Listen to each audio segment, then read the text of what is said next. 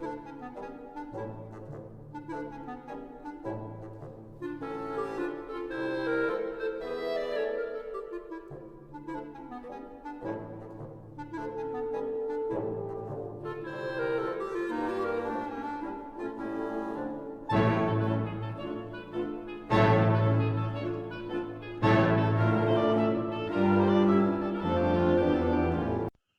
morning. It's Monday, March 15th. This morning I want to talk about the state of Idaho and the Powerball lottery. Now, lotteries have been around for a long time, and in many states, their share of the lottery spending by citizens of their states is put to good use. Idaho, for instance, got $28 million from the last lottery drawing, $14 million of which went to their educational system. So now I'm assuming that all the 50 states can join the lottery anytime they want. But apparently that's not really true. What I did not realize is that countries can join the lottery. So what's going to happen now is that Australia is going to join the lottery this year in 2021, and Great Britain is going to join the lottery in 2022. And that has upset the government of Idaho. So Idaho was in the process of passing legislation that would have allowed Idaho to participate in the Powerball lottery, which they have participated in for over 30 years. But something changed. The addition of Australia to the participants has caused Idaho to jettison the legislation that would have allowed them to continue participating in the Powerball lottery.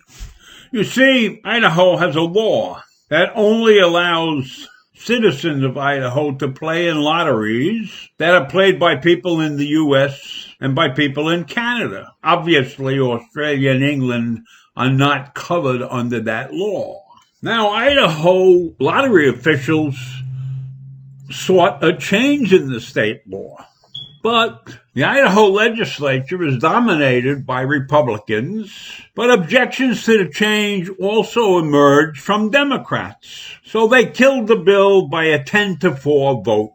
And that means that Idaho's Powerball drawing will be ending in August this year. Now, why?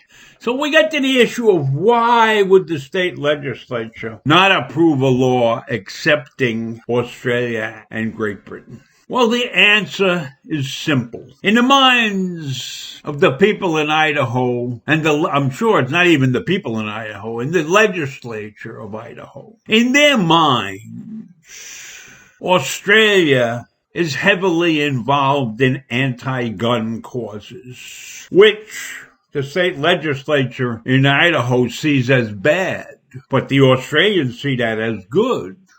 So because of that, I know it's a lobby the multi-state lottery association to do some things that are not in the benefit of the United States, or at least the lottery states. They might be looking to take over the lottery business. Now, many people like to play the lotteries, especially for the big jackpots, and adding countries to the list of participants would certainly increase the size of the jackpots, because obviously you'd have more players in the game. So I don't understand why Idaho is taking this narrow view. I think they could take something, they could stand by and say, look, we don't want too many countries in here. We certainly don't want undemocratic countries in here. I don't know if the multi-state lottery association would be worried about having somebody like Russia or North Korea involved in the game. But you never know where money will drive people. And of course, if you understand the way a lottery works, the odds don't change if you have 100 million players or 2 million players,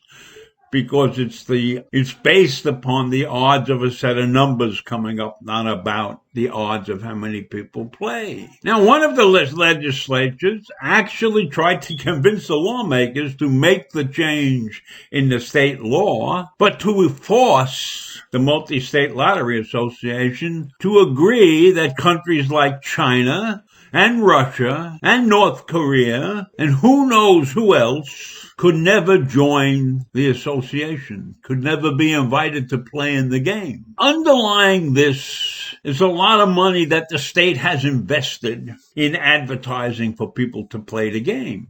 They're paying for billboards. They're paying for point of sale material. They're paying for a lot of things to advertise that people should play the game. And it was well worth it for them to spend this money on advertising when they were getting $28 million on a very regular basis. So when this game ceases to exist in Idaho, it is going to be a very expensive loss for the people of Idaho. And so it seems stupid to me that they would forsake all the benefits to education and to other causes in Idaho just because they disagree with the politics of another democratic country. We're not talking about the politics of any totalitarian state here. We're talking about Australia and we're talking about Great Britain. It seems to me that you're giving up an awful lot because there's another country that disagrees with our Second Amendment rights. So that's all I can say about this thing, and I will see you in the morning. Bye.